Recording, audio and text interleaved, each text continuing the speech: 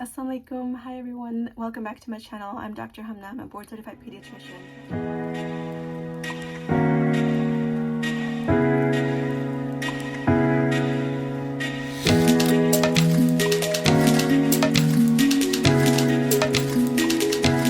You guys about something that's very near and dear to my heart, and that is raising kids who are God conscious, spiritually awake and enlightened in this world that seems is becoming more and more godless. I did not grow up wearing the hijab.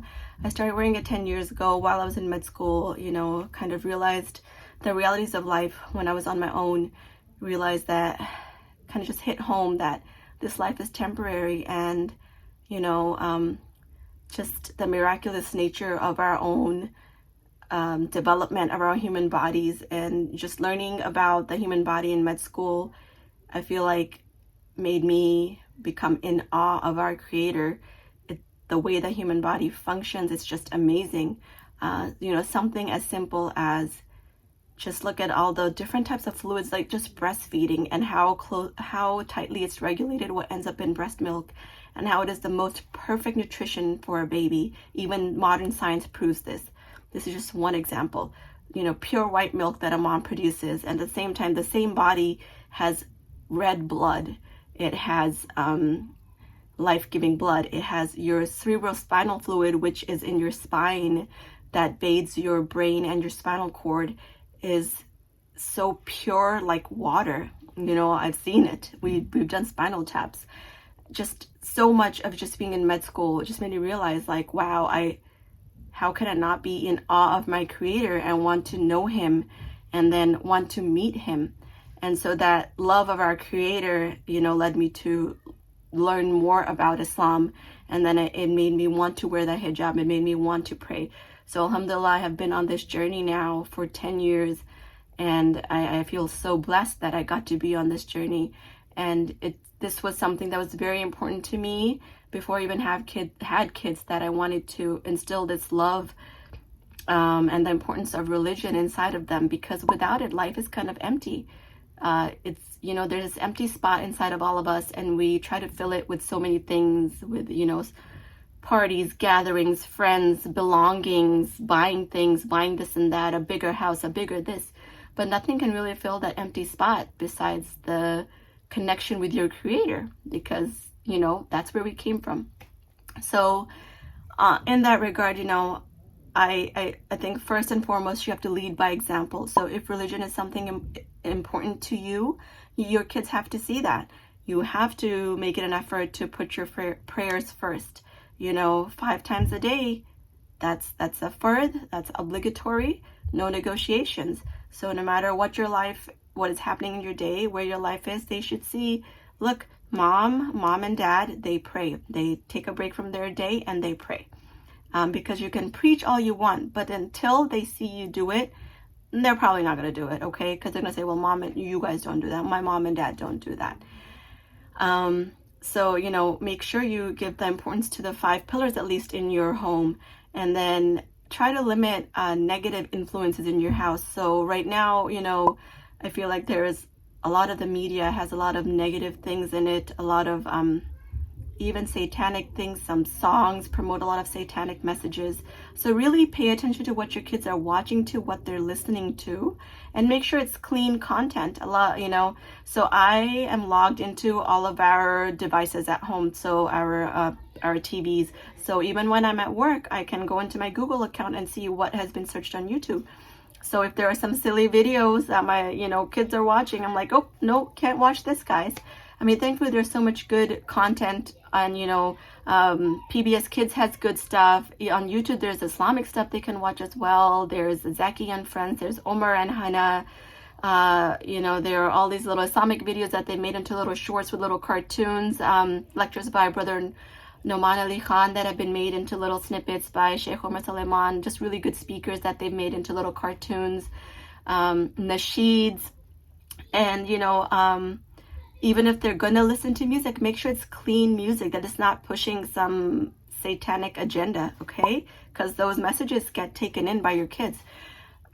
So that, I think, is very important. And then when your kids are a little older, when they're going to school, talking about the stuff that's out there with them.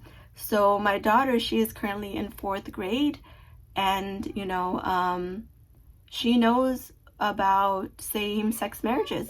It happened to come up somewhere in conversation. I think most recently there was a kids movie, the Buzz Lightyear movie. I think they had a same-sex marriage, so we talked about it.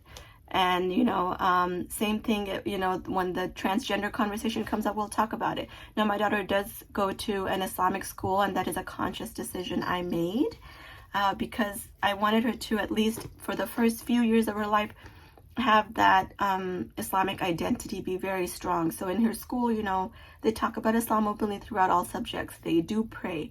So, and I feel like she finds it easier to wear a hijab. Hijab is not mandatory, but she chose to wear it. I'm very proud of her. I didn't push it on her. The friends they're making are also come from families who are God conscious as well. Of course, they can have friends of different faiths, but really just be mindful of who their close friends are, and try to have them be in surroundings where they can meet good, religious, spiritually enlightened families. Like, be involved with your local masjid.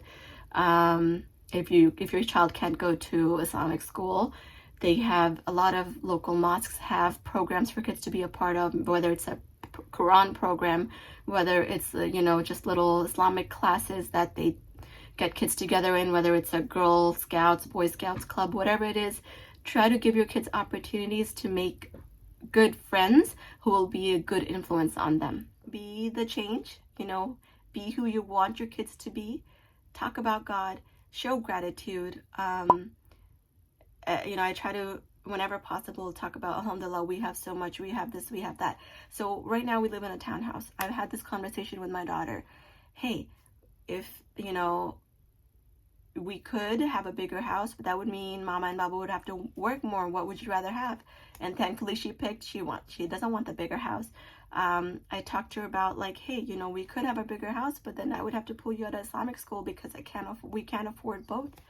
And but she chose the Islamic school. So alhamdulillah, those are all good things. Yes, I could pull her out of Islamic school and we can get a big single family house because I can move that money over there. But it's not worth it to me. And I tell my daughter, like, look, this life is temporary. I want to see you in Jannah, inshallah. That is our forever life. And, if you can teach that to your kids, that, we don't know how long we're going to live on this earth. We could die tomorrow, but there is a forever home waiting for us. And you want to be together forever with your loved ones there.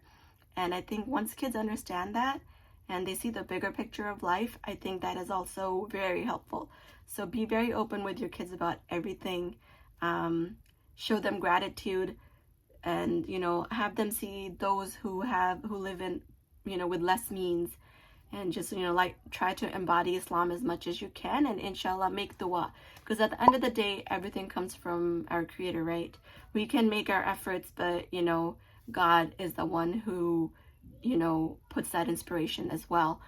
So make your prayers, make your dua, include your kids in all your prayers, and inshallah, if your intentions are good, you're putting in the effort to be a good person yourself, a good Muslim yourself, inshallah it will shine through in your kids. If you have any tips, any suggestions, please post them down below, and any questions, please post them down below. Thank you so much for watching, and like, share, and subscribe. Give it a thumbs up, it would really help my channel. Bye. Assalaam alaikum.